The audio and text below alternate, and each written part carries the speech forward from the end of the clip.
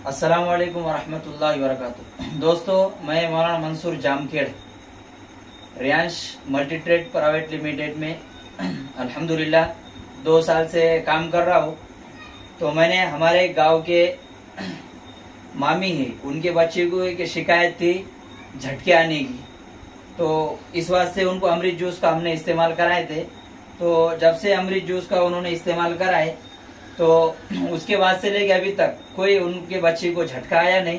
अब हम पेशेंट के ज़बानी सुनते हैं, बच्चे की माँ से सुनते हैं कि दवा चालू कराने से पहले, अमृत जूस चालू कराने से पहले इनको क्या बीमारी थी और अमृत जूस चालू कराने के बाद इनको क्या फर्क हुआ और उससे पहले इन लोगों ने कितने लाख रुपए दवा खाने में डाले, हम उनके ज़बानी सुनते हैं। तो मामी, आप बताएंगे कि आपके बच्चे को क्या तकलीफ थी?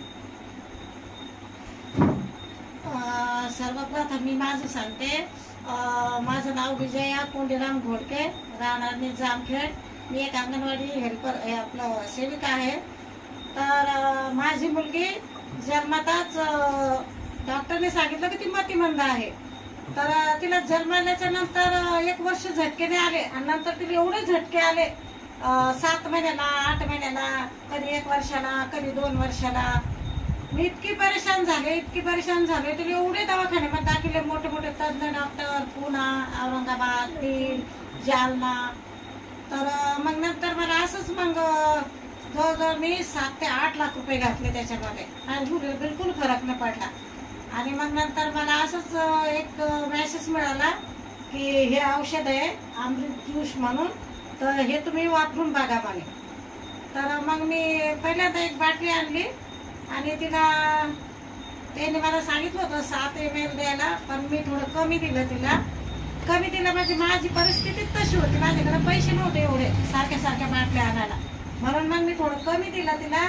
पण माझ्या मुलीला एक झटका आला त्याच्यानंतर 2 महिन्यांनी आणि त्याच्यानंतर माझ्या मुलीचे झटके पूर्ण बंद झाले। आणि हे औषध मी तिला जवळजवळ 1.5 वर्ष झालं तसं देते आणि अजून पण तिला देणार, मी भरपूर देणार। माझ्या मुलीची एवढी प्रगती झाली, माझी मुलगी वेळेवर जेवती, आता स्वच्छ राहते, स्वतःला तिला सगळं कळतं, भाज्या कळतं, सगळं कळतं तिला। पहिलं तिला काहीच कळत नव्हतं आणि विशेष म्हणजे आता ती हे अक्षर पण काढते। डॉक्टर लोकांनी सांगितलं मतिमंद, पण मतिमंद नव्हती ती, गतिमंद होती। पण या औषधाने एवढी सुधारणा झाली माझ्या मुलीची की मला तरी वाटतं की असं जर काही पेशंट असतील त्यांनी हे औषध घ्यायला काहीच हरकत नाहीये। दवाखान्यामध्ये भरपूर पैसे घालतो, इथं तर एवढे पैसे घालायची वेळ पण येणार नाही। माझ्या मुलीची आता